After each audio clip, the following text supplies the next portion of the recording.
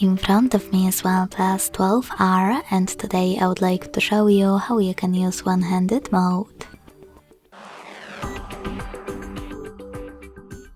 Begin by opening Settings and scrolling all the way down. When you're ready, choose Additional Settings. Then click on One-handed Mode and click on gray sweater next to it to activate it. If you are using Trick's navigation, you need to switch to gestures to use this mode.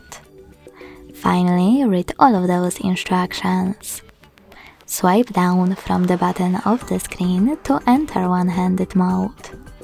So when I do that, I can see that mine is working properly. To go back, you can swipe up or click on this area at the top.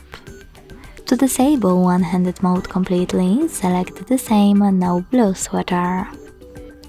Thanks so much for watching. If you enjoyed this video, don't forget to leave a like, comment and subscribe. Bye!